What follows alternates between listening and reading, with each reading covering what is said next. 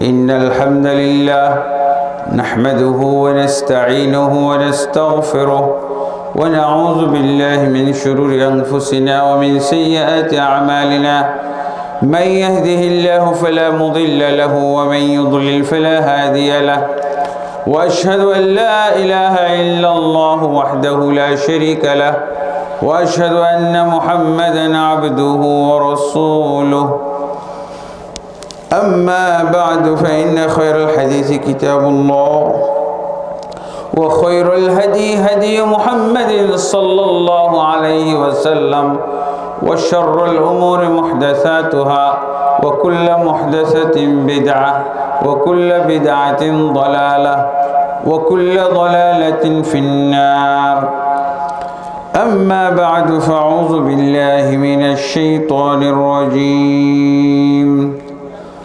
فخلف من بعدهم خلف أضاعوا الصلاة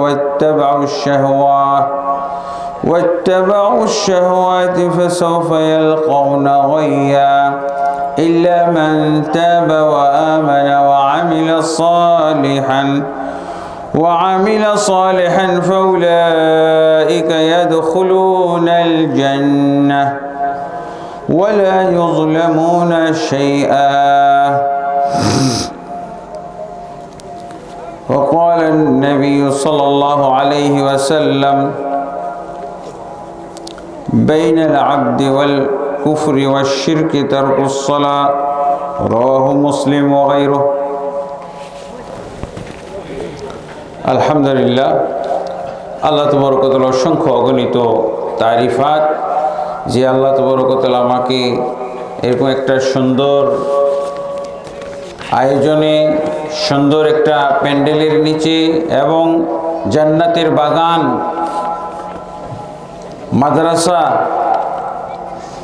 রহমানিয়া নুরানি হাফেজিয়া মাদ্রাসা ও বাইতুল মামুর জামে মসজিদের মতো একটি দ্বীনি প্রতিষ্ঠান ইবাদতগাহ তার উদ্যোগে আয়োজিত এই মাহফিলে আসার তৌফিক দান করেছেন আলহামদুলিল্লাহ রাব্বিল আলামিন এবং আপনাদেরকেও এখানে আসার যে তৌফিক দান করেছেন এটাও একটা বিরাট শুকরিয়ার ব্যাপার সবাই বলেন আলহামদুলিল্লাহ রাব্বিল আলামিন নবী মুহাম্মদুর রাসূলুল্লাহ সাল্লাল্লাহু আলাইহি ওয়াসাল্লামের প্রতি অসংখ্য অগণিত দুরুদ ও সালাম নাজিল হোক আল্লাহুম্মা সাল্লি আলাইহি আল্লাহুম্মা বারিক আলাইহি আল্লাহুম্মা সাল্লিম আলাইহি তো সম্মানিত দ্বীনি ভাই এবং বোনেরা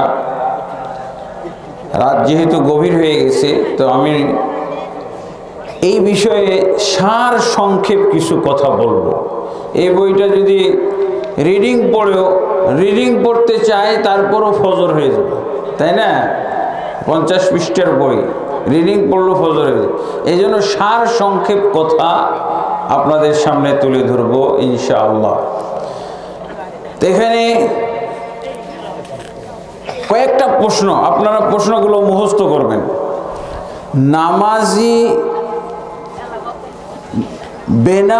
বেনামাজি ব্যক্তি মুসলিম না কাফের আলহামদুলিল্লাহ এরপরে এই বিষয়গুলো এরপরে হলো নামাজি কাকে বলে আর বেনামাজি কাকে বলে এটা তো উত্তর খুব তাড়াতাড়ি দিতে পারলেন নামাজি কাকে বলে বেনামাজি কাকে বলে এইটার উত্তর যদি জানেন তাহলে দেখবেন যে গোটা এলাকা নামাজি তৈরি হয়ে গেছে আল্লাহু আকবার নামাজি কাকে বলে এর উত্তর যদি আপনি জানেন এবং সবাই যদি জানে তাহলে বেনামাজি খুঁজে পাওয়া যাবে না এমনকি বেনামাজি কাকে বলে এটাও যদি আপনি উত্তর বলতে পারেন উত্তর জানেন তাহলে বেনামাজি শেষ খতম হয়ে যাবে তাহলে বোঝা যায় যে জ্ঞানের অভাব অজ্ঞতার কারণে মূর্খতার কারণে আমাদের সমাজে বেনামাজি পাওয়া যায় এক নম্বর আলহামদুলিল্লাহ আপনারা যে জবাবটা দিয়েছেন এই জবাবটাই আমার এই বইয়ের মধ্যে আছে বেনামাজি ব্যক্তি কাফের না বলবেন মুসলিম বলবেন কাফের বেনামাজি ব্যক্তি মুসলমান নয়। আমি কোরআনের সূরা মারিয়ামের 59 এবং 60 নম্বর আয়াত তেলাওয়াত করেছি। আরও সূরা তওবার 5 এবং 11 নম্বর আয়াতে আপনি পাবেন বেনামাজি যে কাফের। এখন আপনার আয়াতগুলো খোঁজা দরকার না? হ্যাঁ, সূরা তওবার 5 নম্বর আয়াত আর 11 নম্বর আয়াত, আর সূরা মারিয়ামের কত 59 এবং 60 নম্বর আয়াত আমি আপনাদেরকে রেফারেন্স ধরিয়ে দিলাম। এইগুলো সবগুলো তাফসির করা যাবে। তাফসির কোরআন মাহফিলে আমাদের দেশে তাফসির হয় না, খালি কিসসা কাহিনী হয়, আবল তাবল কথাবার্তা হয়। তো এই হলো আয়াত। তো একটা আয়াতের তর্জমা তো করতে হবে। তারপরে আসবো নামাজি কাকে বলে আর বেনামাজি কাকে বলে। আপনি যদি বেনামাজি কাকে, আপনি তো ফতোয়া দিলেন, মাসলা তো জানলাম, সবাই বুঝলাম যে বেনামাজি কাফের, কিন্তু বেনামাজিটা কে? বেনামাজিকে তো চিহ্নিত করতে হবে, তাহলে আপনি তাকে কাফের ফতোয়া দিবেন। কিন্তু বেনামাজি তো চিনছি না আমরা। নামাজিকে আর বেনামাজিকে এগুলো আজকে আমরা ক্লিয়ার করব। এই জিনিসটা কিন্তু যদিও আপনার শুনতে খুব সহজ মনে হচ্ছে, কিন্তু আমাদের বাংলাদেশে দেখবেন হয়তো শতকরা 99 জন হুজুরও জানে না বেনামাজিকে আর নামাজি কাকে বলা হয়। তাহলে সহজ কথা কিন্তু জটিল এলেম। এই জন্যই তো আমাদের দেশে বেনামাজির সংখ্যা কত জানেন? আপনারা জানেন? বলতে পারবেন? আপনাদের এলাকাটা বলেন আগে, তারপরে আমি বলবো। হ্যাঁ, আমার এই বইয়ে আমি জরিপ ইসলামী ফাউন্ডেশনের একটা সূত্র ধরে জরিপ উল্লেখ করেছি। বাংলাদেশে বেনামাজির সংখ্যা হলো শতকরা 98 জন। কি বলবেন? আপনি যে বললেন মুখস্থ, বিধান তো মুখস্থ আছে বেনামাজি কাফের, এখন বলবেন 98 জন কাফের, 2 জন মুসলমান। জটিল ব্যাপার না, এগুলো সমাধান করতে হবে তো। হ্যাঁ, অবশ্যই একসময় কিয়ামতের আগে একজনও মুসলমান থাকবে না, কিন্তু আব্দুর রহমান ঠিকই থাকবে, আব্দুর রহিম, আব্দুল করিম, নুরুল ইসলাম, মনিরুল ইসলাম ঠিকই আছে, মুজাহিদুল ইসলাম ঠিকই থাকবে, কিন্তু আল্লাহর খাতায় একজনও থাকবে না। এই যে এভাবে আজকাল আমাদের বাংলাদেশে যদি 98% বেনামাজি হয়, তো এই বেনামাজিগুলো থাকে কোথায়? এদের বাড়ি কোথায়? এদের ঠিকানা আপনার বাড়িতেই তো থাকে। হয় সে আপনার ছেলে অথবা মেয়ে, অথবা অনেক সময় বাপ, অথবা দেখা যায় মা, অথবা অনেক সময় দেখা যায় যে দাদি পর্যন্ত। যদি ইন্না লিল্লাহি ওয়া ইন্না ইলাইহি রাজিউন, তাহলে এই সমস্যা যদি দূর না করতে পারি বিরাট বিপদ। ইসলামের মাথা, ইসলামের মাথা হলো কি জানেন? এই যে কালেমা দেখাইলাম না, যে এই যে ইসলামের মাথা, কালেমার মর্ম কথা, এই বিষয়ে বই লিখছে। আর ইসলামের ফাউন্ডেশন বা ইসলামের রূহ হলো এই যে তাওহীদ বা কালেমা। আর ইসলামের খুঁটি হলো সালাত, ইসলামের খুঁটি সালাত। আচ্ছা বলেন তো, এই প্যান্ডেলটা হয়তো খুঁটিগুলো না থাকলে, আপনি খুঁটিগুলো কেটে ফেলেন তো প্যান্ডেল কি হবে? আপনারা সবাই এই প্যান্ডেলের নিচে পড়বেন। বিল্ডিংয়ের খুঁটি যদি ভেঙে ফেলেন তাহলে সব ধ্বংস হয়ে যাবে, বিল্ডিংয়ে যারা বসবাস করে তারা সহ ধ্বংস হয়ে যাবে। তাহলে এটাই আল্লাহ রাসূল সাল্লাল্লাহু আলাইহি ওয়াসাল্লাম হাদিস দিয়েও কিন্তু বুঝিয়ে দিয়েছেন। রাসূল আমরি আল ইসলাম ওয়া উমুদুহুস সালাত। ইসলাম হলো সবচেয়ে প্রধান জিনিস মানুষের, আর এর খুঁটি হলো নামাজ, সালাত। আলহামদুলিল্লাহ, তাহলে এটা যদি ক্লিয়ার হয়ে থাকে তাহলে আমরা এখন বেনামাজি কাফের এটার তাহলে একটা আয়াত আমরা তরজমা করি। আল্লাহ বলছেন فَخَلَفَ مِنْ بَعْدِهِمْ خَلْفٌ أَضَاعُوا الصَّلَاةَ وَاتَّبَعُوا الشَّهَوَاتِ। অতঃপর ভালো মানুষদের পরে পরবর্তী জেনারেশন যারা আসলো তারা কি করলো? আদাউস সালাত, সালাতকে ধ্বংস করে ফেললো। ওয়াত্তাবাউশ শাহওয়াত, এবং তারা মনোবৃত্তির অনুসরণ করলো, খেয়াল খুশির অনুসরণ করলো। ফাসাউফা ইয়ালকাউনা গাইয়া। আল্লাহ তাবারক ওয়া তাআলা বলছেন যারা সালাতকে ধ্বংস করেছে, নষ্ট করেছে, তারা অবশ্যই গাইয়ের মধ্যে প্রবেশ করবে, গাইয়ের মধ্যে নিক্ষিপ্ত হবে। গাই বলা হয় জাহান্নামের নাম অথবা জাহান্নামের একটা প্রান্তর। এটার ব্যাখ্যা আজকে দিতে যাচ্ছি না। তারপরে আল্লাহ কি বলছেন? ইল্লা মান তাবা, হ্যাঁ, যারা তওবা করবে। সালাত নষ্টকারী, এই সালাত নষ্টকারী তাহলে কি হলো? ইল্লা মান তাবা ওয়া আমানা।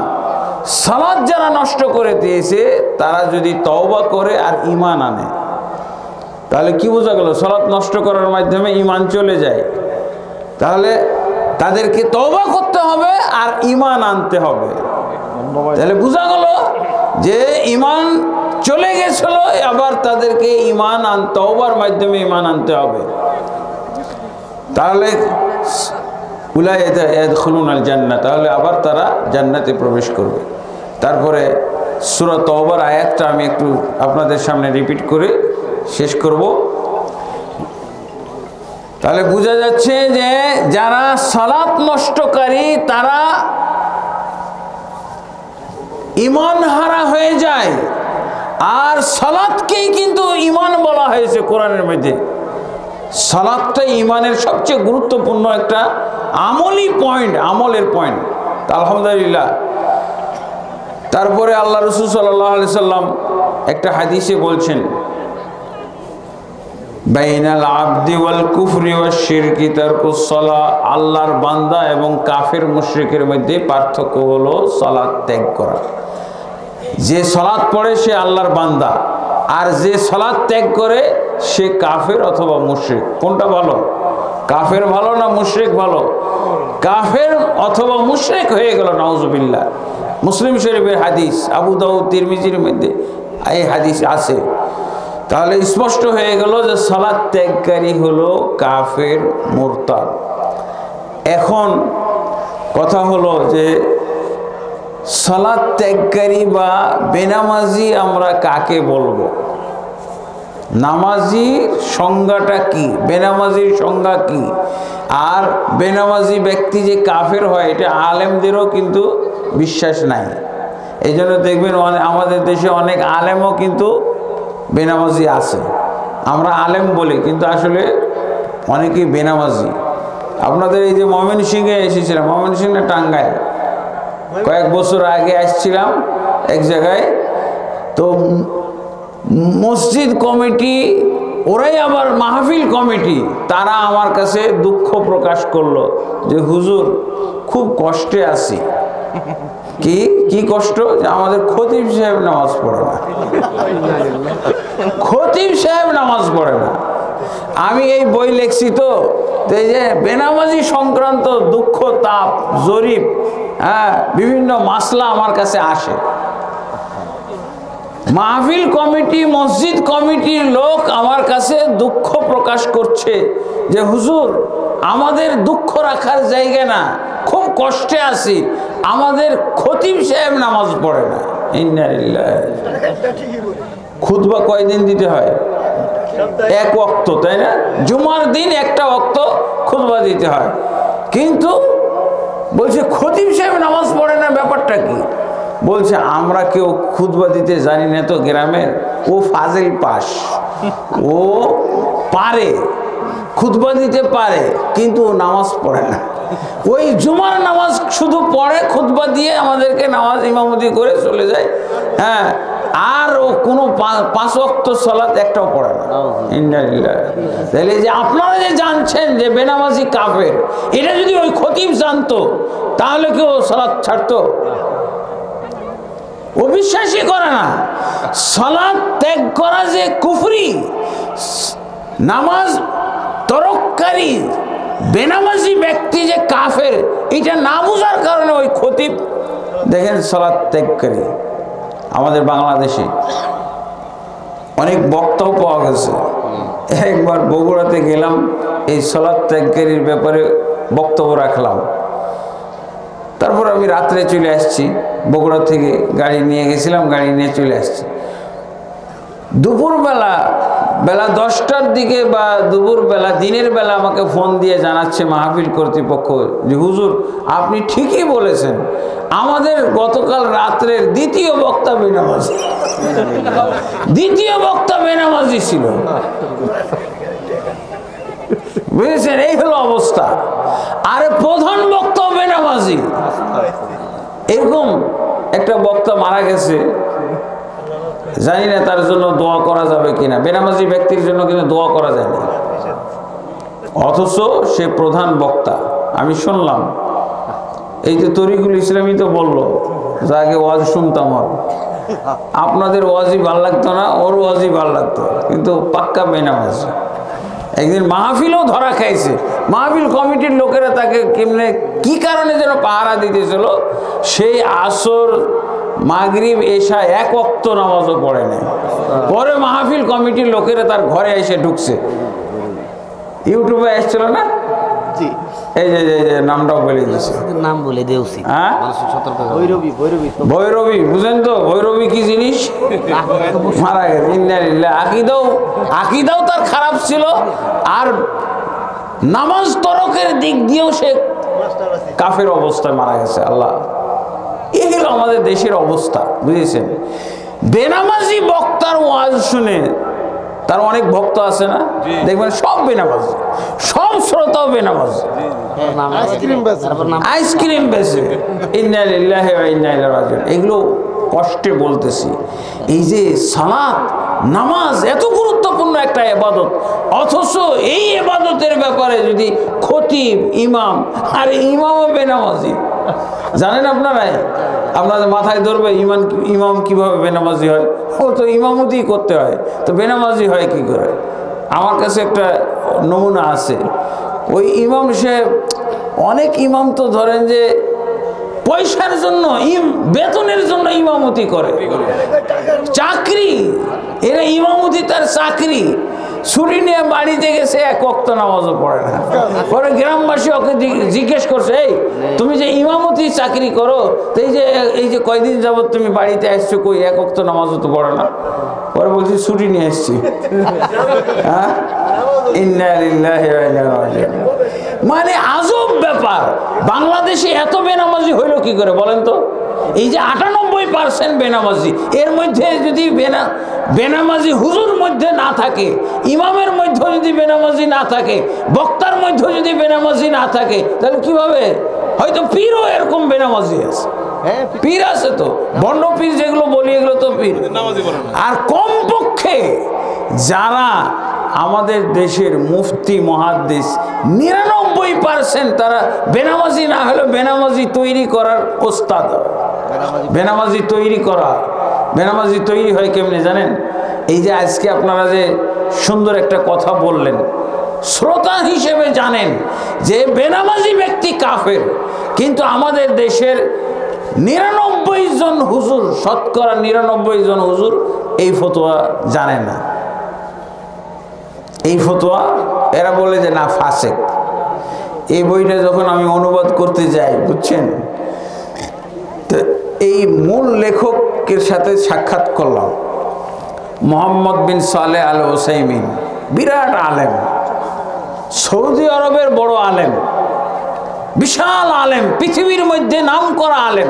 আপনারা জনগণ বুঝতেছেন না, আলেম ওলামাদের, বিশেষভাবে মাদানী আলেমদের দৃষ্টিতে, মাদানী আলেমদেরকে জিজ্ঞাসা করবেন যারা মদিনায় লেখাপড়া করেছে, সৌদি আরবে লেখাপড়া করেছে, মোহাম্মদ বিন সালেহ উসাইমিন কেমন আলেম জিজ্ঞেস করবেন। আলহামদুলিল্লাহ আমার এই যে আমার এই পোস্টারটা কিন্তু আপনাদের এখানে পড়ে শোনানো হয়েছে। ঢাকা রাজধানীতে বিরাট একটা কনফারেন্স হয়, এখানে দেখেন সব মাদানী আলেমদের সমাহার, মাদানী আলেম। আপনার তো রাজশাহীতে বড় ইজতেমা সম্মেলন হয়, নওদাপাড়া, ডাঙ্গিপাড়া, নারায়ণগঞ্জ, রূপগঞ্জে বড় সম্মেলন হয়, কিন্তু ঢাকা রাজধানীতে বড় সম্মেলন হয় এটা জানেন? জানেন না। এটা তো সবার দায়িত্ব। ঢাকা রাজধানীতে একটা বড় সম্মেলন করা এটা তো সবার দায়িত্ব, গোটা বাংলাদেশের মানুষের। এটার আমি আয়োজন করতেছি আলহামদুলিল্লাহ। এই যে ইহিয়া সুন্নাহ ফাউন্ডেশন, এটা সবাই আপনারা দাওয়াত, সবাইকে দাওয়াত দিলাম। উত্তরখানে এখানে আলহামদুলিল্লাহ। এখানে এই যে মাদানী আলেমদেরকে যদি জিজ্ঞাসা করেন যে মোহাম্মদ বিন সালেহ উসাইমিন কেমন আলেম, বিশাল হাস্তি, তো ওনার লেখা আরবি ভাষায় বই, আমি যখন মদিনা ইউনিভার্সিটিতে ভর্তি হইলাম, ভর্তি হওয়ার কতদিন পরই আরবি বইটা আমার হাতে আসলো। এই বইটা পড়ার সাথে সাথে আমার মনে হলো, হাই হাই রে, আমাদের বাংলাদেশে এত বেনামাজি থাকার, এত বেনামাজি হওয়ার কারণই তো হলো এরকম একটা বই নাই। আরবি ভাষায় কত সুন্দর বই আছে, অথচ বাংলা ভাষায় এই ব্যাপারে বই নাই। ছাত্র অবস্থাতেই আমি অনুবাদ করা শুরু করলাম। ছাত্র অবস্থায় মদিনা ইউনিভার্সিটির ছাত্র, এই বই আমার হাতে আসার সাথে সাথে আমি এটার বাংলা করা শুরু করলাম। পরে বাংলা অনুবাদ করতে করতে হঠাৎ করে আমার মাথায় জাগলো যে এটার মনে একটা নিয়ম থাকার কথা, যার বই অনুবাদ করব ওনার কাছ থেকে অনুমতি নেওয়া উচিত। আমার এটা মাথায় জাগলো, বাস আল্লাহ কি হুকুম, ওনাকে পেয়ে গেলাম মক্কাতে হজ করতে গিয়ে। শুধু হজ না, সৌদি সরকারের পক্ষ থেকে, ধর্ম মন্ত্রণালয়ের পক্ষ থেকে আমাকে হজ পর্যবেক্ষক টিমের একজন নগণ্য সদস্য হিসেবে গ্রহণ করা হলো। ওই হজ পর্যবেক্ষক টিমের একজন নগণ্য সদস্য হিসেবে গেলাম, যাই দেখি যে ওই দেশের সব বড় বড় আলেমরা এই একই উদ্দেশ্যে একত্র হয়েছে। হজ পর্যবেক্ষক টিমের সবাই সদস্য আলহামদুলিল্লাহ। তা আমি সুযোগ পেয়ে গেলাম, তো ওই শেখ মোহাম্মদ বিন সালেহ উসাইমিন রাহিমাহুল্লাহ তার ঘরে চলে গেলাম, যে বললাম যে শেখ, আপনার এই বইটা আমি অনুবাদ করতে চাই বাংলা ভাষায়। আমাকে ডাইরেক্ট বলছে তুমি অনুবাদ করতে পারবে না। সে কেন পারবো না? বলছি ব্যাপার আছে, কারণ তোমার ভারতবর্ষের মুসলমানরা মনে করে যে বেনামাজি ফাসেক, আর আমি এই বইয়ের মধ্যে লিখেছি বেনামাজি কাফের। তো তুমি অনুবাদে যদি ফাসেক লেখো তো আমার একটা শব্দ দিয়ে আমার গোটাই বই বাতিল, এক শব্দে গোটাই বই বাতিল। তো তোমার দেশের আলেমদের আকীদা তো এইটাই যে বেনামাজি কাফের না ফাসেক। তো তুমি যদি অনুবাদ করো তো আমার বইয়ের ক্ষতি হবে, এই জন্য বলছি তুমি অনুবাদ করো না, তুমি পারবে না অনুবাদ করতে। আমি বললাম যে শেখ, আমিও এটাই বুঝেছি, আপনার বই আমি আগে পড়েছি, পড়ে এটাই বুঝেছি যে বেনামাজি ব্যক্তি হলো কাফের, এই জন্যই আমি অনুবাদ করতে চাই।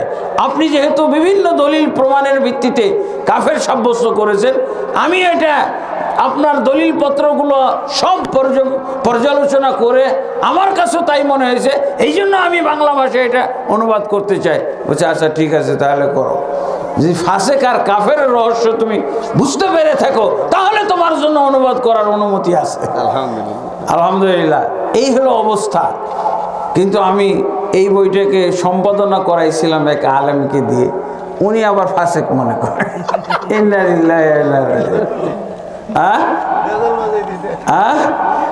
কিন্তু উনি সম্পাদনার মধ্যে কোনো ঝামেলা করে নাই, উনি তেমন লেখালেখি করে না, আরবিতে কয়েক লাইন মাত্র লিখছে, মানে দেখছে যে ওনার বিপরীত বই, কিন্তু সম্পাদনা করতে দিলাম যে উনি একজন নামকরা আলেম, প্রথম আমি বই অনুবাদ করতেছি, এটার একটা গ্রহণযোগ্যতাও দরকার, এই জন্য ওনার সম্পাদনা নিয়েছিলাম। কিন্তু উনিও ওই ফাসেক পার্টি, আমাদের বাংলাদেশে, নামটা বললাম না জি। তা আলহামদুলিল্লাহ, তাহলে এই হলো বাংলাদেশের অবস্থা। আমার এক বন্ধু খুব ভক্ত, অ্যাডভোকেট। উনি অ্যাডভোকেট গিরি বাদ দিছেন, বলছে এটা সত্যকে মিথ্যা, মিথ্যাকে সত্য, হালালকে হারাম, হারামকে হালাল করতে হয়। হ্যাঁ, মার্ডার কেসের আসামি একবারে বেকসুর খালাস, কোনো দোষ নাই তার, এইগুলো প্রমাণ করতে হয়। এই পেশা আমি বাদ দিলাম, এই পেশা দিয়ে আখেরাতে বাঁচা যাবে না। যে উনি ভর্তি হলেন মাদ্রাসার শিক্ষক, প্রভাষক হইল। যে উনি বলছে দুঃখের বিষয়, কি বলবো, মাদ্রাসার প্রিন্সিপাল বেনামাজি, প্রিন্সিপাল নামাজ পড়ে। এই হলো দুরবস্থা বাংলাদেশে। তো আলহামদুলিল্লাহ, বেনামাজি ব্যক্তি যে কাফের, এইটা স্পষ্ট আল্লাহ তাবারক ওয়া তাআলা বিভিন্ন কোরআনের আয়াতে বলেছেন। আমি অনেকগুলো আয়াত আপনাদের সামনে তুলে ধরলাম। এরপরও রাসূলুল্লাহ সাল্লাল্লাহু আলাইহি ওয়াসাল্লাম থেকে বহু হাদিস এসেছে, সাহাবীদের থেকে হাদিস এসেছে। আল্লাহ রসুল সাল্লাল্লাহু আলাইহি ওয়াসাল্লাম তো স্পষ্ট বললেন, বাইনাল আবদি ওয়াল কুফরি ওয়া শিরকি তারকুস সালাহ, আল্লাহর বান্দা এবং কাফের মুশরিকের মধ্যে পার্থক্য হলো সালাত ত্যাগ করা। তারপরে ইন্নাল আহদাল্লাযী বাইনানা ওয়া বাইনাহুম আস-সালাহ ফামান তারাকা ফাকাদ কাফার। নিশ্চয়ই আমাদের মাঝে এবং ওই কাফের মুশরিকদের মধ্যে একটাই মাত্র চুক্তি, একটাই মাত্র অঙ্গীকার, সেটা হলো সালাত ত্যাগ করা। সালাত, যে ব্যক্তি সালাত ত্যাগ করবে সে ব্যক্তি কাফের হয়ে যাবে। এই ব্যাপারে আল্লাহ রসুলের আরো বহু হাদিস এসেছে, লা ঈমানা লিমান লা সালাতা লাহু, ওই ব্যক্তির ঈমান থাকে না যার সালাত নাই। তাহলে কিভাবে আপনি তাকে মুসলমান বলবেন? লা দীনা লিমান লা সালাতা লাহু, ওই ব্যক্তির দিন থাকে না যার সালাত নাই। লা ইসলাম লিমান লা সালাতা লাহু, ওই ব্যক্তির ইসলাম থাকে না যার সালাত নাই। এরপর আপনি কিভাবে, তাহলে কোন দলিলের ভিত্তিতে আপনি বলছেন? কোনো একটা শব্দ তো, কোনো একটা ফাঁক ফোকর রাখা হলো, কোনো একটা ফাঁক ফোকর নাই। ইসলাম নাই, ঈমান নাই, দিন নাই, ধর্ম নাই, পার্থক্য হলো সালাত ত্যাগ। কাফের মুশরিক এবং মুসলমানের মধ্যে পার্থক্য হলো সালাত ত্যাগ করা। তাহলে আপনি কোন ফাঁক দিয়ে বলতে চাচ্ছেন যে সালাত ত্যাগকারী মুসলমান বা ফাসেক? হ্যাঁ, ফাসেক বলতে পারেন এই অর্থে। ফাসেক একটা অর্থ আছে কাফের, যেমন আছে না, ওয়ালা তুসাল্লি আলা আহাদিম মিনহুম মাতা ওয়ালা তাকুম আলা কবরি ইন্নাহুম কাফারু বিল্লাহি ওয়া রাসূলিহি ওয়া মাতু ওয়া হুম ফাসিকুন। আল্লাহ আব্দুল্লাহ বিন উবাই বিন সুলুলের সম্পর্কে বলছেন সূরা তাওবার মধ্যে, যে খবরদার এই সমস্ত লোকদের আপনি জানাজার সালাত পড়াবেন না, এদের কবরের কাছে এসে কোনো দোয়া পড়বেন না। এরা মৃত্যুবরণ করেছে আল্লাহ এবং আল্লাহর রাসূলের সাথে কুফরি করে মৃত্যুবরণ করেছে, কুফরি করেছিল জীবিত অবস্থায়, আর মৃত্যুবরণ করেছে ফাসিক অবস্থায়। এখানে ফাসিক অবস্থা মানে কি? কাফের। একমাত্র ফাসিক বলা যাবে কাফের অর্থে যদি হয়। আর ফাসিক অর্থ সাধারণত ওই যে ব্যক্তি টাকনার নিচে কাপড় পরে, যে ব্যক্তি দাড়ি খাটো করে, এই ব্যক্তিও ফাসিক। হ্যাঁ, এইরকম ফাসিক না, এটা হলো কাফের ফাসিক। এখন আপনাদেরকে আমি বলবো যে বেনামাজি ব্যক্তির আর কি কি ক্ষতির সম্মুখীন। বেনামাজি ব্যক্তির একটা ক্ষতি তো দেখলেন যে ও ইসলাম থেকে খারিজ, এর চেয়ে বড় ক্ষতি আর হইতে পারে? আরও কিছু ক্ষতি আছে তার ব্যক্তি জীবনে। সেটা হলো যে ওই ব্যক্তির কোনো সম্পদের মালিক হইতে পারবে না, ওয়ারিস হইতে পারবে না। বেনামাজি ব্যক্তি নামাজি পিতার ওয়ারিস হইতে পারবে না। তাহলে এটা কিন্তু দেখা যায় তার ব্যক্তি জীবনে ক্ষতি, অর্থনৈতিক জীবনে ক্ষতি, আর্থিক ক্ষতিও, আর্থিক ক্ষতির মধ্যে পড়ে গেছে। সে তার পিতা যদি নামাজি হয় আর সে বেনামাজি হয়, ছেলে মেয়েরা যদি বেনামাজি হয়, নামাজি পিতার সম্পদের ওয়ারিস হইতে পারবে না। কম বড় ক্ষতি এটা। এবার অর্থনীতির উপরে হাত পড়েছে। আপনি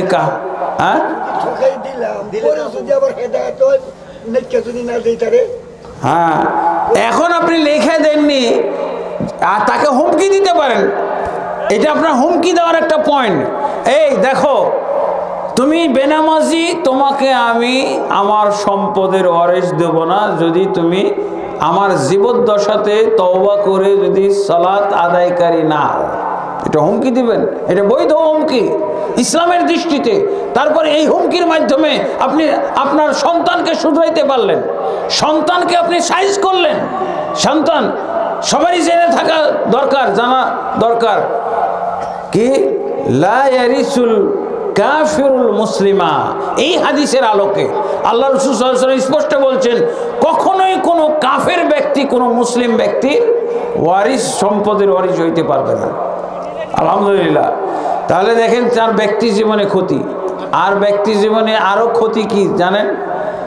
মারাত্মক ক্ষতি। সেটা হলো তার তার তার নিজের যদি কোনো সম্পদ থেকে থাকে, তার নিজের যদি সম্পদ থেকে থাকে, ইসলামী রাষ্ট্র হয়, ইসলামী সমাজ ব্যবস্থা এবং রাষ্ট্র থাকে, তাহলে ওর সম্পদগুলো সব কেড়ে নিয়ে বাজেয়াপ্ত করে সরকারের বাইতুল মালে জমা হয়ে যাবে। সরকারের বাইতুল মালের ইসলামী রাষ্ট্রে। তাহলে দেখেন অর্থনৈতিক ক্ষতি। বেনামাজি ব্যক্তি কত মারাত্মক অপরাধী। তার যত সম্পদ, সে 500 কোটি টাকার মালিক, তাহলে তার সম্পদগুলো সব কেড়ে নেওয়া হবে, একটাও সম্পদ তার রাখা হবে না, সব কেড়ে নিয়ে বাইতুল মালে সরকারের ইসলামী রাষ্ট্রের সরকারি কোষাগারে এগুলো জমা রাখা হবে। 100 কোটি টাকার মালিক 500 কোটি টাকার মালিক হয়ে কোনো লাভ নাই। এরপর আরো জঘন্য তার ক্ষতি হলো, তার শাস্তি হলো, তার মাল সম্পদ কেড়ে নেওয়া হলো, তার স্ত্রীও কেড়ে নেওয়া হবে, তার স্ত্রীকেও কেড়ে নেওয়া হবে, তার স্ত্রী তার সাথে থাকতে পারবে না। এটা তো পারিবারিক জীবনে তার ক্ষতি, পারিবারিক জীবনে। কারণ সে তো সালাত ত্যাগের মাধ্যমে কাফের হয়ে গেছে, সালাত ত্যাগের মাধ্যমে সে তো মুশরিক হয়ে গেছে। অতএব এগুলো সব লেখা আছে, এগুলো আমার কথা না, এগুলো আরব দেশের আলেমের লেখা বই এবং প্রত্যেকটার দলিল দেওয়া আছে। এই দলিলের ভিত্তিতে এগুলো উল্লেখ করা হয়েছে। এই কথাগুলো, এই ওয়াজ না থাকার কারণে আমাদের দেশে বেনামাজি, বুঝেছেন? এই ওয়াজ হওয়া দরকার না? আলহামদুলিল্লাহ। এরপরে তার জীবনের আর কি ক্ষতি চান?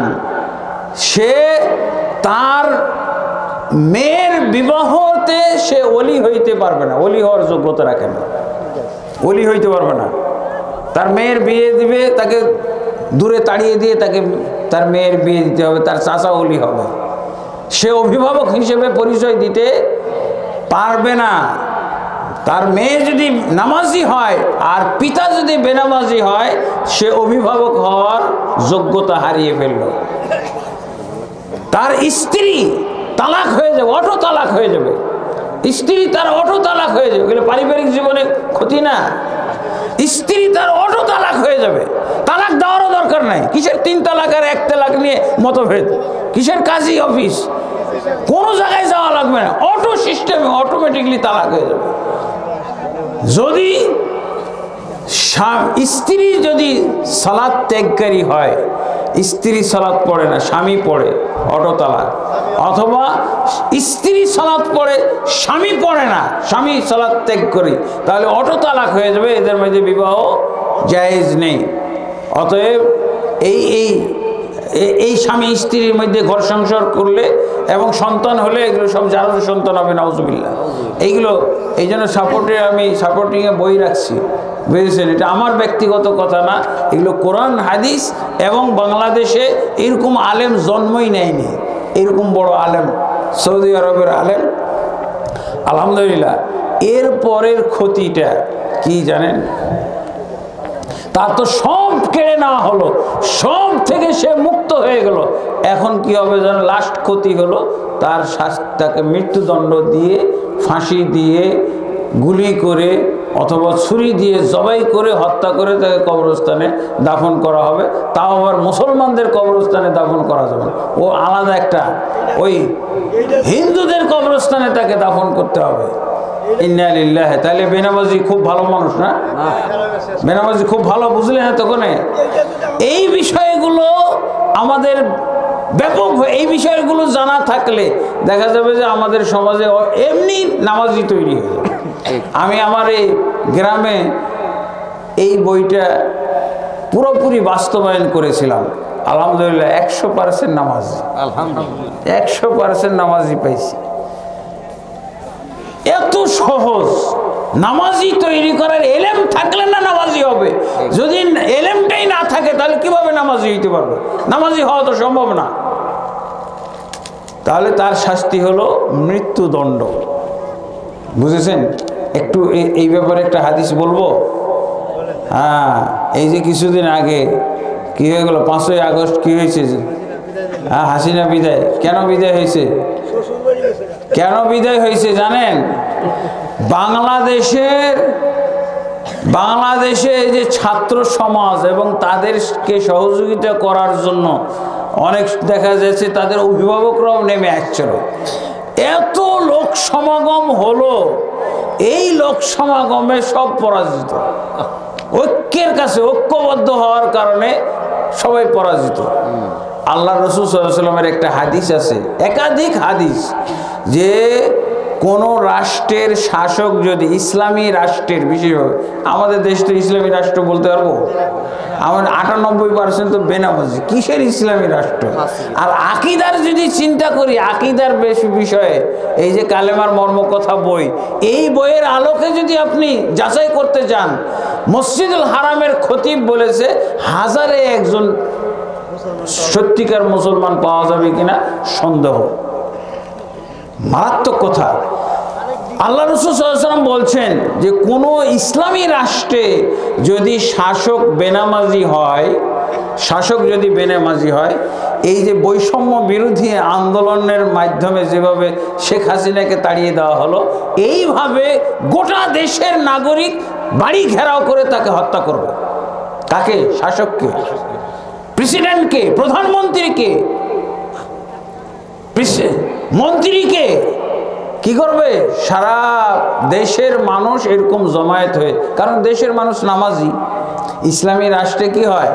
দেশের মানুষ সব নামাজি হবে, বেনামাজি আর শাসক হয়ে গেছে বেনামাজি। আল্লাহ রাসূল সাল্লাল্লাহু আলাইহি ওয়াসাল্লামের হাদিস হলো যে তাকে তোমরা হত্যা করে ফেলো। জনগণকে আদেশ দিয়েছেন, জনগণ তোমরা তাকে হত্যা করে ফেলো। শেখ হাসিনা যদি পালিয়ে না যাইতো তো হত্যা করে ফেলতো না? মাত্র 5 মিনিটের জন্য নাকি বেঁচে গেছে, মাত্র 5 মিনিটের ব্যবধানে। আর 5 মিনিট থাকলে কিন্তু এতগুলো ছাত্র যদি ঘেরাও করত, কি অবস্থা? তার একটা লোমও খুঁজে পাওয়া যেত না, একটা চুলও খুঁজে পাওয়া যেত না, খাবারের সুযোগ পায়নি। বেনামাজি শাসক হইলে আল্লাহ রাসূল সাল্লাল্লাহু আলাইহি ওয়াসাল্লামের অর্ডার হইল এইভাবে সবাই একত্র হয়ে তাকে হত্যা করে ফেলা। তাহলে খুব ভালো, বেনামাজি ব্যক্তি খুব ভালো শাসক হইলেও জনগণের উপর আল্লাহ রাসূল দায়িত্ব চাপাইছেন। আল্লাহ রাসূল সাল্লাল্লাহু আলাইহি ওয়াসাল্লামের হাদিসটা একটু ইঙ্গিতে আপনাদেরকে বলি সংক্ষেপে, সহিহ মুসলিম শরীফের হাদিস।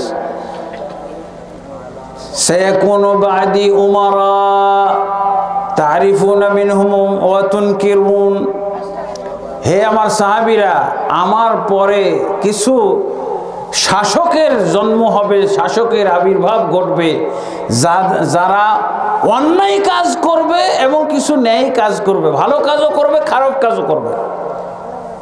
তো সাহাবীরা তো আল্লাহ রসুলের মাধ্যমে যে শাসক পাইছেন, আবু বকর, ওমর, এইদের মাধ্যমে যে শাসক যেভাবে সাহাবী পাইছেন, তারা কল্পনাই করতে পারে না শাসক কিভাবে খারাপ কাজ করতে পারে। সাহাবায়ে কেরাম বলছে, ইয়া রাসূলুল্লাহ, আমাদের যুগে যদি এরকম শাসক জন্ম নেয় তাহলে আমরা তার বিরুদ্ধে তলোয়ার ব্যবহার করব, তলোয়ার দিয়ে সাইজ করে দেব। আল্লাহ রাসূল তখন কি বলছেন শোনেন, লা মা আকামুস সালাহ, শাসকরা যত খারাপ কাজ করছে করুক, কিন্তু তাদেরকে হত্যা করবে না, যখন সালাত ত্যাগ করবে তখন হত্যা করবে। কি বোঝা গেল?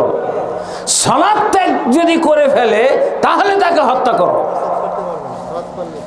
আর একটা পয়েন্ট আল্লাহ রাসূল সাল্লাল্লাহু আলাইহি ওয়াসাল্লাম বলছেন যে শাসক সে হয়তো নামাজি, সে 5 ওয়াক্ত সালাত পড়ে, কিন্তু তার রাজ্যে, তার দেশে, বাংলাদেশে যদি সে প্রত্যেকটা মসজিদে সালাত না কায়েম করে তাহলেও তাকে হত্যা করে ফেলে।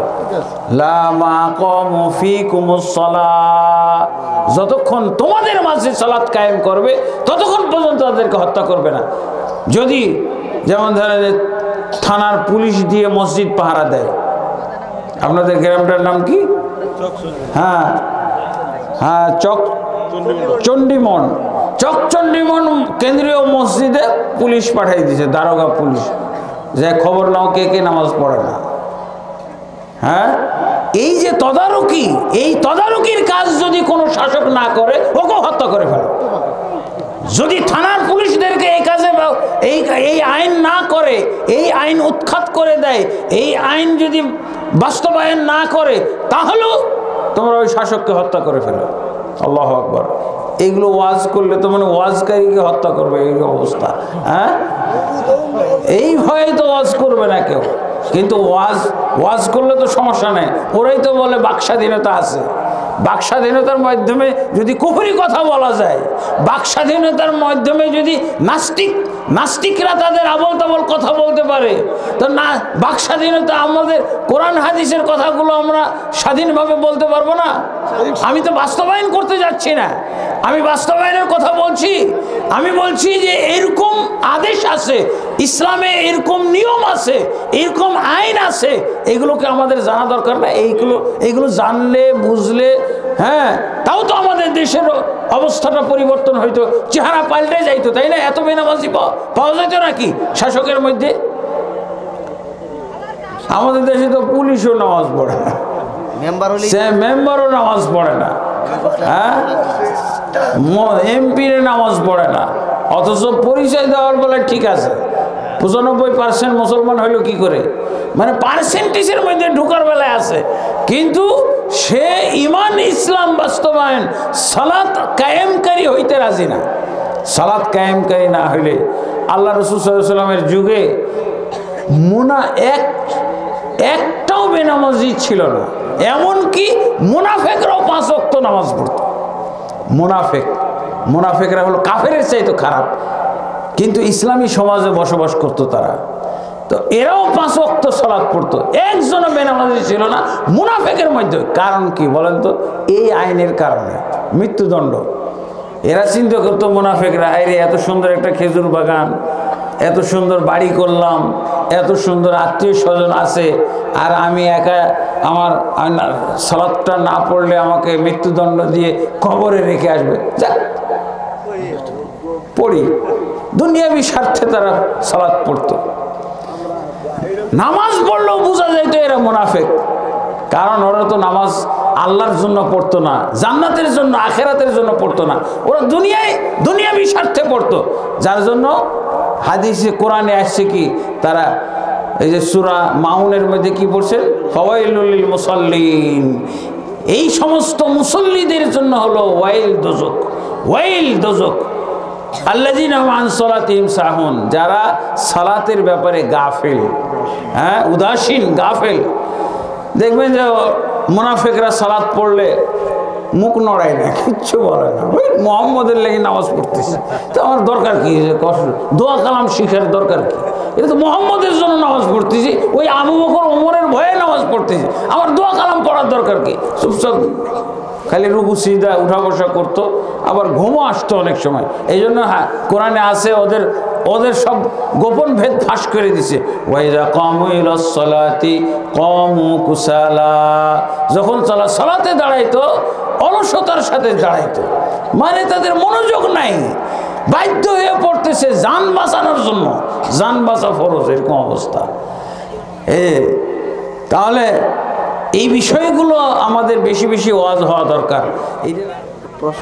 কিছু প্রশ্ন এসেছে, প্রশ্নোত্তর ইনশাল্লাহ দেব। তো যেই প্রশ্নটা আপনাদেরকে বলেছিলাম, ওইটা আবার আমি একটু আপনাদের কাছে রিপিট করতে চাই, নামাজি কাকে বলে আর বেনামাজি কাকে বলে? এই প্রশ্নের উত্তরটা আমাদের শিখে যেতে হবে। নামাজি হলো সেই ব্যক্তি যে ব্যক্তি 5 ওয়াক্ত জুমা সহ 5 ওয়াক্ত সালাত পুরোপুরি পড়ে নবীর তরিকায়। নবীর তরিকায়, হ্যাঁ নবীর তরিকা লাগবে। 5 ওয়াক্ত সালাত পড়ে নবী সাল্লাল্লাহু আলাইহি ওয়াসাল্লামের তরিকায়। একজন 5 ওয়াক্ত সালাত পড়ছে কিন্তু নবীর তরিকায় পড়ে না, এ নামাজ পড়েও বেনামাজ। কারণ হাদিসে পাওয়া যায় সহিহ বুখারীর মধ্যে এক ব্যক্তি 3 বার সালাত পড়েছে, আল্লাহ রাসূল 3 বারই ক্যান্সেল করে দিয়েছে এর যে ফসল্লি ফাইন্নাকা লাম তুসাল্লি। কারণ সাহাবীদের মধ্যে 5 ওয়াক্ত সালাত পড়বে না এরকম তো হইতে পারে না। সাহাবী সালাত পড়ছে আর আল্লাহ রাসূল সাল্লাল্লাহু আলাইহি ওয়াসাল্লাম সালাতটাকে ক্যান্সেল করে দিলেন। তারপরে তাহলে বোঝা গেল যে 5 ওয়াক্ত সালাতও যদি কেউ পড়ে পুরোপুরি কিন্তু নবীর তরিকায় না পড়ে, এই যে মুনাফিকরা নবীর তরিকায় পড়ে নাই, প্রদর্শনীর জন্য সালাত পড়তো, মুহাম্মদ সাল্লাল্লাহু আলাইহি ওয়াসাল্লামের শাস্তি সাহাবায়ে কেরামের শাস্তি থেকে বাঁচার জন্য সালাত পড়তো, এই সালাতের কোনো মূল্য নাই, এটা দেখানোর সালাত।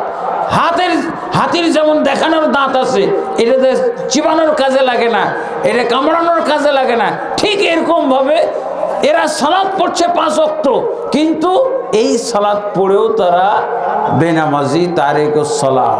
তাহলে সালাত আদায়কারী হলো ওই ব্যক্তি যে ব্যক্তি 5 ওয়াক্ত সালাত পড়ে এবং রসুলের নিয়ম পদ্ধতি অনুসরণ করে।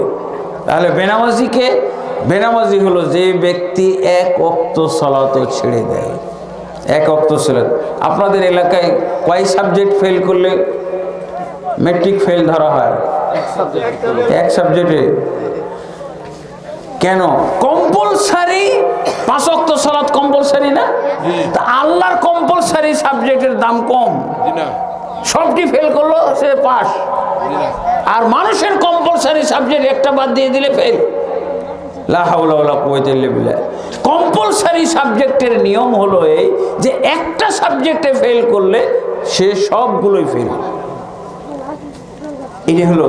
তাহলে সালাত ত্যাগকারী কাকে বলবো আমরা? যে 1 ওয়াক্ত সালাত ছেড়ে দিবে তাকেও আমরা বেনামাজি বলবো। বেনামাজি, এটাই হলো আলেমদের কথা, এটাই হলো অধিকাংশ সৌদি আরবের মক্কা মদিনার আলেমরা। মক্কা মদিনাতে যে কিয়ামত কাল পর্যন্ত ইসলাম থাকবে এই ফতোয়াও একটা তার দলিল প্রমাণ। দেখেন আমাদের বাংলাদেশে ভারতবর্ষে সব ঢিলঢাল ফতোয়া, আপনি দেওবন্দ থেকে শুরু করে হাটাজারি পর্যন্ত সারা ভারতবর্ষে ফতোয়া খুঁজবেন, বলে বেনামাজি ব্যক্তি মুসলমান, বেনামাজি। মক্কা মদিনার আলেমদের কাছে যাবেন, একজনও বলবে না যে বেনামাজি ব্যক্তি মুসলমান। তাহলে বোঝা যায় ওই দেশে এই ফতোয়ার কারণে ইসলাম সেই দেশে কিয়ামত কাল পর্যন্ত থাকবে। আর আমাদের দেশে এই ফতোয়ার কারণে ইসলাম চলেই গেছে, হুজুরদের কাছেই তো নেই, বক্তার কাছেই তো ইসলাম নাই, মুসলমানই না, তার জন্য দোয়া করা যাবে না।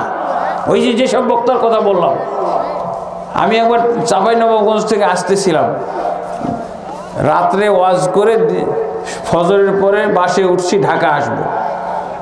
এক ভাই চাঁপাইনবাবগঞ্জের এক ভাই পরিচয় জানতে চাইছিল, ভাই হুজুর আপনার পরিচয় কি, আপনি কি চাঁপাইনবাবগঞ্জের অধিবাসী না ঢাকা অধিবাসী? আমরা যে ভাই ঢাকার অধিবাসী, আমি চাঁপাইনবাবগঞ্জ আসছিলাম ওয়াজ করতে। বক্তা, ওই আপনি তাহলে বক্তা? জি। বলছে ভাই মাফ চাই, কিছু মনে করেন না, এখন আমি বক্তা বা আলেম পরিচয় পাইলেও আমার কেমন যেন একটা খারাপ লাগে, আমার বাজে একটা অভিজ্ঞতা। কি? তো বলছে এক বিশাল বক্তা আমাদের এলাকায় আসে, ও আসলে কমপক্ষে 50,000 লোক হবেই, কি নাকি 22,000 হাদিসের হাফেজ। 22,000, হ্যাঁ 22,000 নাম 22,000। তো বলছে আমি মাহফিল কর্তৃপক্ষের কাছে অনুরোধ করলাম যে আজকের প্রধান বক্তার আপ্যায়নটা আমার বাসায় করতে চাই, আপনারা যদি দয়া করে আমাকে অনুমতি দেন, প্রধান বক্তাকে আমার বাসায় দেন। বলছে ভাই আমার বাসায় সেই লোক জোহর থেকে জোহর আসর মাগরিব এশা হ্যাঁ থাকলো, এক ওয়াক্ত নামাজও পড়বো না। আমার এত বাজে অভিজ্ঞতা হইল, এখন আমি সব বক্তাই মনে করি বেনামাজি। এত বড় বক্তা যদি বেনামাজি হয়, হ্যাঁ এত 22,000 না কত হাজার হাজার, আরে বক্তাটা বুঝেন না, ওকে যদি নিয়ে আসেন যে বাচ্চারা যে এত মজা পাবে, মনে হচ্ছে চিড়িয়াখানায় বানর খেলা দেখতেছে, এরকম অবস্থা। বাচ্চারা খুব মজা পায়, কি চোখ টিপ টিপ এইসব, মানে মঞ্চে বসা মানে কি মনে হচ্ছে আপনি চিড়িয়াখানায় এসে গেছেন, বুঝছেন? বাচ্চারাকে চিড়িয়াখানায় নিয়ে গেলে ওই বানরের খাঁচা থেকে দূরে সরতে চায় না, এখানেই দাঁড়াইবে। ও বাঘও দেখতে চায় না, বাঘ ভল্লুক এগুলো পোষায় না, ওর বানর দেখতে মজা লাগে। তা আপনার ধরেন যে এরকম বক্তাকে নিয়ে এসে আপনি স্টেজে উঠাই দেবেন আর বানর খেলা দেখতেছেন, এরকম অবস্থা। সব বক্তার উস্তাদ। হ্যাঁ, খালি বলতো যে শেখ হাসিনার নাকি চাচা। এই লোক সম্পর্কে আমাকে যে আপ্যায়ন করেছে তার বাড়িতে, বলছে হুজুর এখন আমার এই আলেমদের প্রতি ভক্তি উঠে যাচ্ছে, আল্লাহ মাফ করুক। হ্যাঁ, এই যে আমি এই বই লেখার কারণে দেখা যায় এই সব অভিজ্ঞতাগুলো আমার কাছে একত্র হয়ে গেছে। হ্যাঁ, আল্লাহ তাআলা মাফ করুক। তো যাই হোক, তাহলে বুঝলেন তো বেনামাজি কাকে বলবেন? যে এক ওয়াক্ত নামাজও ছেড়ে দিবে সেই বেনামাজি এবং কাফের। আর বেনামাজি তো কাফের, আপনার আগেই সিদ্ধান্ত হয়েছে এক ওয়াক্ত। তাহলে এটার উদাহরণ আপনাদেরকে বুঝাইলাম কিভাবে। যুক্তি আছে, দলিলও আছে। যুক্তিটা কি? আপনারা বললেন যে এক সাবজেক্ট ফেল করলে নাকি সে অকৃতকার্য ফেল, তার কোনো আর মূল্য নাই। সে যদি 50 বছরও বেঁচে থাকে দুনিয়াতে, বলবে ম্যাট্রিক ফেল, ওরা বলা লাগবে না যে অমুক ফেলওয়া, ও নিজেই বলে। অনেকে বলে না, পরিচয় দেয় না, ভাই আমি ম্যাট্রিক ফেল। এটা বলার দরকার কি? তার মানে ও বুঝাইতেছে আমি ম্যাট্রিক পর্যন্ত গেছি, একেবারে নিরক্ষর মূর্খ ব্যক্তি না, আমি ম্যাট্রিক ফেল। পাস আর বলতে পারছে না, এক সাবজেক্ট ফেল করলে সারা জীবন তাকে ম্যাট্রিক ফেল বলতে হবে। তা নামাজি ব্যক্তি নামাজের ক্ষেত্রে সে কম্পালসারি একটা ওয়াক্ত ছেড়ে দিয়েছে, আর ও নামাজে পাস, ইসলামে পাস, মুসলিম হিসেবে পাস হবে। ইসহাক বিন রাহওয়ে রাহিমাহুল্লাহ, ইমাম বুখারীর ওস্তাদ, উনি বলছেন রাসূলের যুগ থেকে শুরু করে আমার যুগ পর্যন্ত কোনো ব্যক্তি যদি কোনো ওয়াক্তের সালাত বিলম্ব করতে করতে পরবর্তী ওয়াক্ত যদি প্রবেশ করত, তাহলে তাকে কাফের ধরা হইতো। আল্লাহু আকবার। তাহলে কি বলছে? রাসূলের যুগ থেকে ইমাম বুখারীর ওস্তাদ ইসহাক বিন রাহওয়ের যুগ পর্যন্ত এটাই ছিল মাসলা, যে কোনো ব্যক্তি যদি কোনো ওয়াক্তের সালাত বিলম্ব করছে, যেমন জোহরের সালাত, বাড়িতে মুকিম অবস্থায় জোহরের সালাত পড়ে নাই, সে তাস খেলতেছে, সে খোশগপ্প করতেছে, সে ব্যবসা বাণিজ্য নিয়ে ব্যস্ত আছে, জোহর আসরের আজান দিয়ে দিল। ইসহাক বিন রাহওয়ে বলছে নবীর যুগ থেকে আমার যুগ পর্যন্ত, হ্যাঁ, এই ব্যক্তিকে কাফের ধরা হইতো। কি বুঝলেন? ইন্না লিল্লাহি ওয়া ইন্না ইলাইহি রাজিউন। আর রাসূলের হাদিস থেকেও বোঝা যায় সাহাবীদের যুগে তো মুনাফিকও এক ওয়াক্ত সালাত ছাড়তো না কেউ। তাহলে ওমর ইবনে খাত্তাব রাদিয়াল্লাহু আনহু হাফ ওয়াক্ত ছুটছিল। ওমর ইবনে, জানেন হাফ ওয়াক্ত কিভাবে? ফজরের দুই রাকাতে এক ওয়াক্ত না, 2 রাকাত ফরজ না, 1 রাকাত উনি পড়তে পারছিলেন, দ্বিতীয় রাকাতে তাকে ওই যে হত্যাকারী আততায়ী ব্যক্তি তাকে ছুরিকাঘাত করে পেটের আঁতুড়ি ভুঁড়ি বের করে দিল না, উনি তো দ্বিতীয় রাকাত পড়তে পারে নাই, কমপ্লিট করে নাই। উনি ওই মুসাল্লাতে লুটিয়ে পড়ে গেছেন, সেন্সলেস হয়ে গেছেন। এই হলো ওমর ইবনে খাত্তাব রাদিয়াল্লাহু আনহু। সাহাবীদের মধ্যে একজন বেনামাজি পাওয়া গেছে। এর বেনামাজি হাফ ওয়াক্ত ছুটে গেল, 1 রাকাত ছুটেছিল, উনি সেন্সলেস হয়ে গেছে। দ্বিতীয় রাকাতে ইমামতি করেছিলেন আব্দুর রহমান বিন আউফ রাদিয়াল্লাহু আনহু। আব্দুর রহমান বিন আউফ রাদিয়াল্লাহু আনহু দ্বিতীয় রাকাতে ইমামতি করছে। তারপরে বেলা 8টা-10টার দিকে ওনার হুঁশ ফিরে আসছে। ওমর ইবনে খাত্তাব রাদিয়াল্লাহু আনহু হুঁশ ফেরত এসেছে। প্রথম কথা উনি বলেছেন, আসাল্লান নাস, ফজরের সালাত কি তোমরা পড়ে ফেলেছো? প্রথম কথা, দুনিয়ার কোনো কথা জিজ্ঞেস করে নাই। ওনার টেনশন হলো, হাই হাই আমার ফজরের সালাত যদি বাকি থাকা অবস্থায় আমি মরে যাই, তাহলে আমার তো কুফরি মৃত্যু হবে, নাউজুবিল্লাহ। চিন্তা করে দেখছেন, প্রথম কথা বলেছিলেন আসাল্লান নাস, লোকেরা কি সালাত পড়ে ফেলেছে, তোমরা কি সালাত ফজরের সালাত পড়েছো? ওমরের জন্য কি সূর্য ওঠা বাকি থাকবে? সূর্য তো উঠে গেছে। তখন তাকে বলা হলো হ্যাঁ আমরা সালাত পড়ে ফেলেছি। তখন উনি এই সময়েও হাদিস বলছেন, হাদিসটা শুনেন কি হাদিস, দুনিয়াবি কোনো বিষয়ে কথা হচ্ছে না।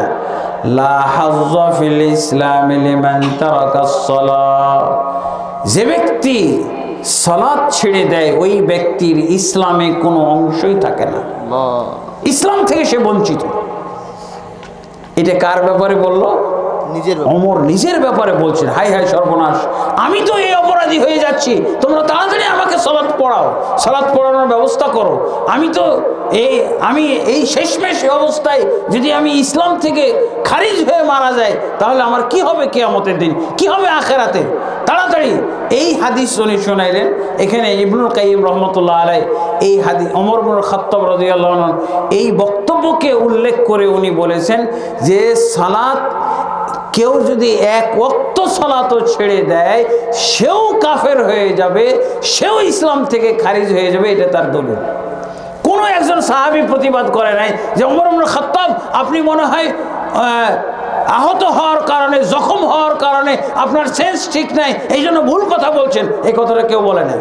তার মানে ইজমাউস সাহাবা, সাহাবায়ে কেরামের ঐক্যমত ছিল যে কোনো ব্যক্তি যদি এক ওয়াক্ত সালাতও ছেড়ে দেয় তাহলে সে ব্যক্তি কাফের হয়ে যায়। পাগল, যুক্তিও পাইলেন, দলিলও পাইলেন, আর কোথায় ফাঁক ফকর থাকলো? এবার আর কোনো উপায় নাই, এবার সালাত পড়তে হবে। এবং সালাত আদায়কারী কেবলমাত্র আপনার বাড়িতে থাকতে পারবেন, আপনি রাখতে পারবেন না। বেনামাজি কোনো আপনার বাড়িতে থাকতে পারবে না, থাকার কোনো সুযোগ নাই। আজকে কি এটাই সিদ্ধান্ত হইল না? এটাই তো আপনারা বুঝলেন, আলহামদুলিল্লাহ। এই বইটা আপনারা সংগ্রহ করে নেবেন, এটা আপনাদের জীবনের একটা সম্বল। একটা ইসলামকে পরিপূর্ণভাবে আপনার জীবনে বাস্তবায়ন করতে চাইলে, আপনার পরিবারে বাস্তবায়ন করতে চাইলে, আপনার পাড়া প্রতিবেশী এবং গ্রামের মধ্যে আপনার এলাকায় বাস্তবায়ন করতে চাইলে অবশ্যই এই ইসলামের খুঁটি আপনাদেরকে কায়েম করতে হবে। আল্লাহ তাবারক ওয়া তাআলা তৌফিক দান করুন। আমি আর বেশি সময় নিচ্ছি না।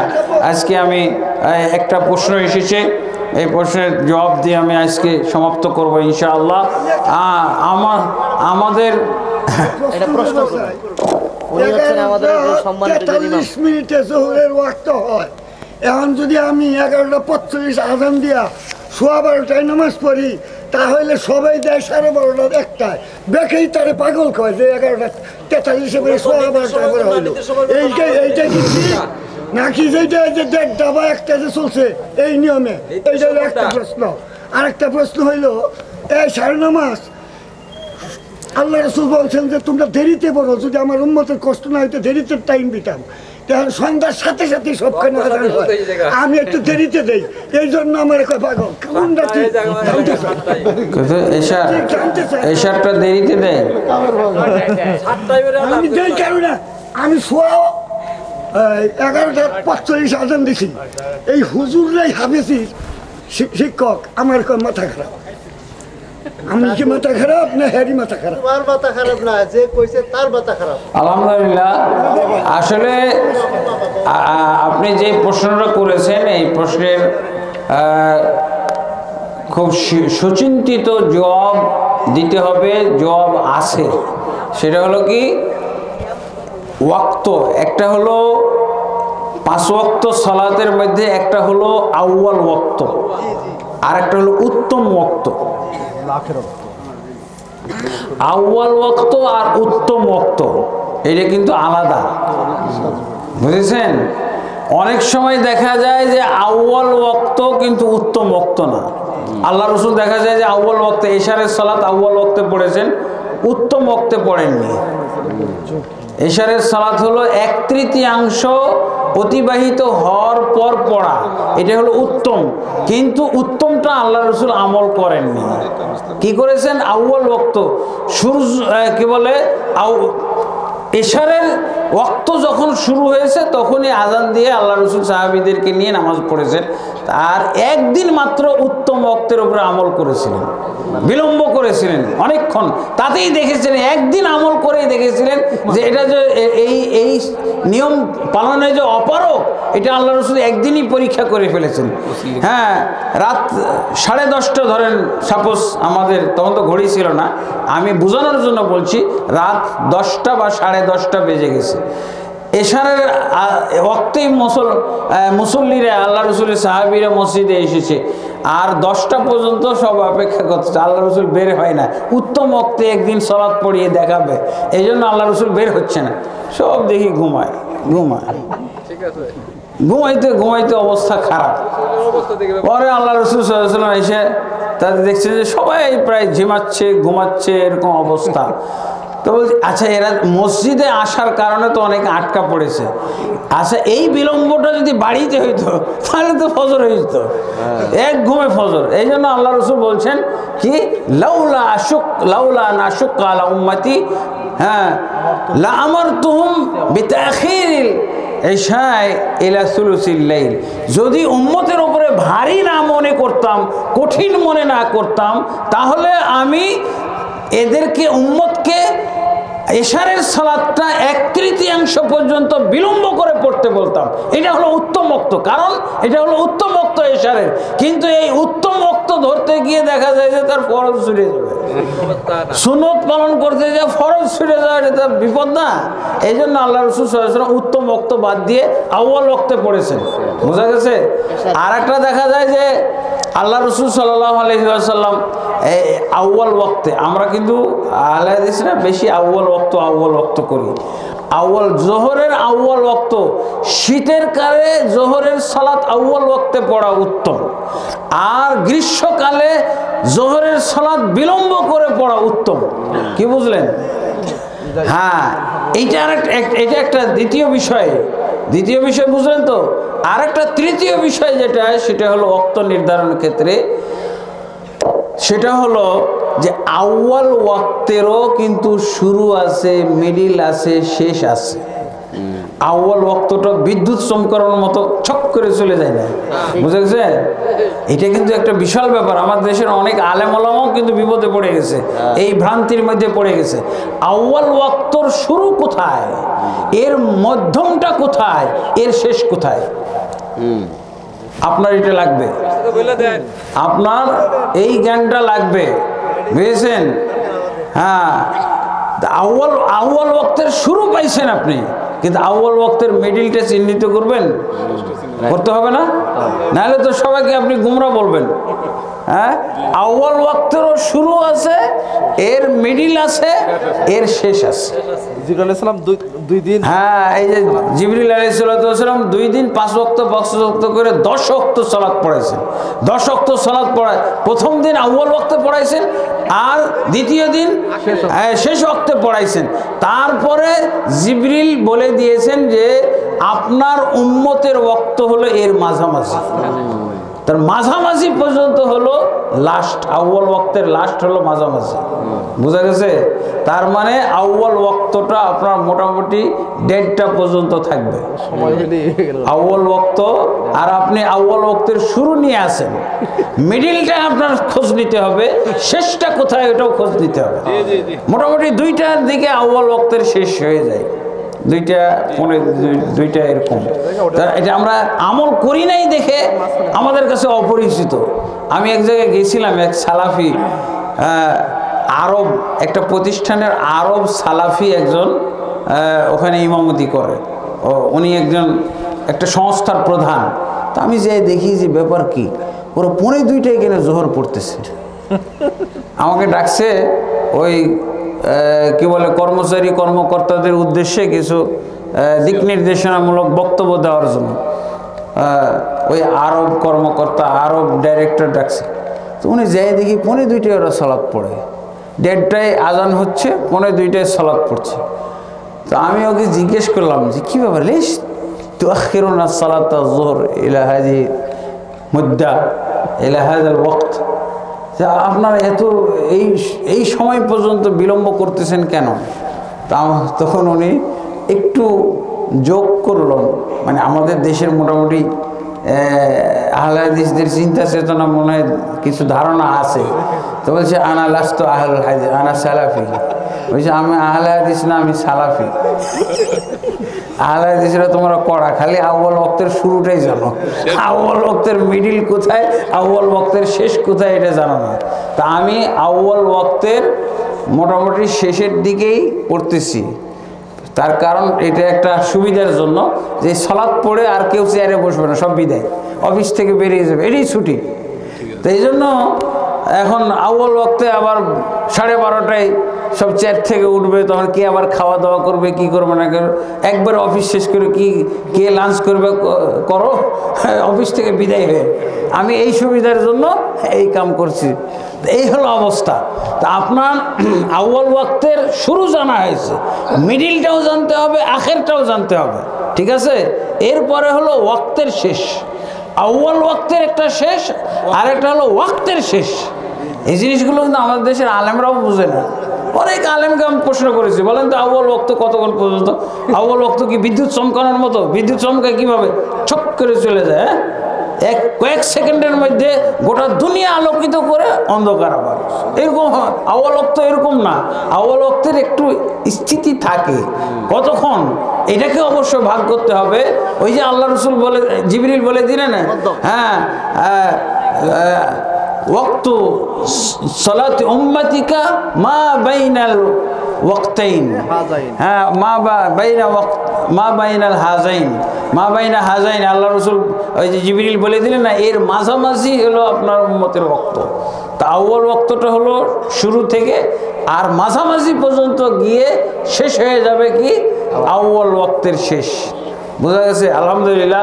যাই হোক, একটা ভালো প্রশ্ন করেছিলেন, এই প্রশ্নের মাধ্যমে অনেকেরই ক্লিয়ার হলো। আর একটা প্রশ্ন লিখিত আছে, আলহামদুলিল্লাহ, এটা গবেষণার মূলক বিষয়, গবেষণার ভিত্তিতে। এরপরে প্রশ্ন হলো, হিন্দু মেয়েকে মুসলিম বানানোর উদ্দেশ্যে বিয়ে করা যাবে কি? হ্যাঁ, আসলে এটা তো অবশ্যই প্রথমে আমাদেরকে বলতে হবে এটা যাবে, কিন্তু এই পরিবেশটা সৃষ্টি হলো কিভাবে, এইটা আমাদের জানতে হবে। যে কোনো হিন্দু মেয়ের সাথেও প্রেম ভালোবাসা এগুলো করা যাবে না। এই প্রেম ভালোবাসার ভিত্তিতে যদি তাকে এখন বিয়ে করার আপনার আগ্রহ তৈরি হয়, এটা একটা অবৈধতার উপরই তৈরি হলো। আপনি দাওয়াতি স্বার্থে তো করলেন না, আপনি ইসলামী স্বার্থে করলেন না, এটা ব্যক্তি স্বার্থে করলেন। হ্যাঁ, এই মেয়ের প্রেমে পড়ার কারণে, অতএব এখানে ভেজাল আছে। হ্যাঁ, আমি কোনো মেয়ে, মুসলিম মেয়ে হোক হিন্দু মেয়ে হোক, অবৈধভাবে বিয়ে ছাড়া যত প্রেম ভালোবাসা সব হলো হারাম, ইসলামের দৃষ্টিতে নাজায়েজ। এই ভালোবাসা করে তারপরে আপনি তাকে বিয়ের স্বার্থে মুসলিম বানাইতে চান, এইটা কিন্তু আপত্তিকর। হ্যাঁ, তাহলে ওকে যে আপনি এই পরিবেশে নিয়ে আসছেন, কীভাবে নিয়ে আসছেন? এইভাবে কি শুধু ফোনে ফোনে আলাপ করে করে এই অবস্থায় নিয়ে আসছেন, নাকি তার সাথে মেলামেশা, তার সাথে নির্জনতাও, তার সাথে একাকিত্ব, একাকী সময় যাপন করে আপনি এই পর্যায়ে এসেছেন? এই পর্যায়গুলো সবই হারাম। হ্যাঁ, এখন যদি আপনি তওবাতিল্লাহ নিজে করতে পারেন, শুধু সত্যিকার ইসলামের উদ্দেশ্যে যদি আপনি নিজেকে গড়ে তুলতে পারেন, নিজেকে যদি প্রস্তুত করতে পারেন, আর তাকেও যদি এইভাবে ইসলামের স্বার্থে, ইসলামের জন্যে যদি তাকে প্রস্তুত করতে পারেন, তাহলে এটা জায়েজ আছে, সমস্যা নাই। আর এমনও দেখা যায় যে মুসলিম বানাইছে কিন্তু সে নিজে বেনামাজি, হিন্দুকে মুসলিম বানাইছে কিন্তু কি ও নিজেই বেনামাজি। তো এই মুসলিম হওয়ার দরকার, এটা একটা অজুহাত ছুতা মাত্র ওই হিন্দু মেয়েটাকে বিয়ে করার উদ্দেশ্যে। আমার পাশের প্রতিবেশী দেখা যায় যে এক হিন্দু মেয়েকে বিয়ে করেছে, ওই হিন্দু মেয়েটা মনে করতো যে মুসলিম হয়ে গেলে নামাজ পড়তে হয়, কিন্তু ওর পরিবারের কেউ নামাজ পড়ে না। ও কয়দিন পরে ও নিজেও নামাজ ছেড়ে পাক্কা মুসলমান হয়েছে, বুঝেছেন? হিন্দু থেকে মুসলিম হয়ে বিয়ে করেছে এই পরিবারের একজন ছেলেকে, দেখা যায় এই পরিবারে কেউই নামাজ পড়ে না, পরে একে নিয়ে একটা অস্বস্তিকর অবস্থা, পরে সেও নামাজ ছেড়ে দিয়ে এখন সব সমান একাকার মুসলমান, নাউজুবিল্লাহ। ও নামাজ ছাড়ার মাধ্যমে মুসলমান হয়েছে, স্বাভাবিক মুসলমান। তা আল্লাহ তাবারক ওয়া তাআলা আমাদেরকে সালাত বিষয়ে যে আলোচনা হলো, এই আলোচনার মাধ্যমে আল্লাহ তাবারক ওয়া তাআলা আমাদের গুমরাহি দূর করুক, আমরা যেন এই অজ্ঞতা, সালাত বিষয়ে অজ্ঞতা থেকে মুক্ত হয়ে আমরা যেন এই আজকে যে সালাত বিষয়ে এলেম পেলাম, এই এলেমের নূর যেন আমাদের ভবিষ্যৎকে আলোকিত করে, আমরা যেন সারা জীবন 5 ওয়াক্ত নামাজি হয়ে থাকতে পারি এবং আমাদের আশেপাশের সবাইকে যেন আমরা 5 ওয়াক্ত নামাজি বানাইতে পারি, সেই তৌফিক আল্লাহ আমাদেরকে দান করেন। আল্লাহুম্মা আমিন। আস্তাগফিরুল্লাহ লি ওয়া লাকুম ওয়া লিসাইরিল মুসলিমিন ফাস্তাগফিরুহু ইন্নাহুল গফুরুর রহিম।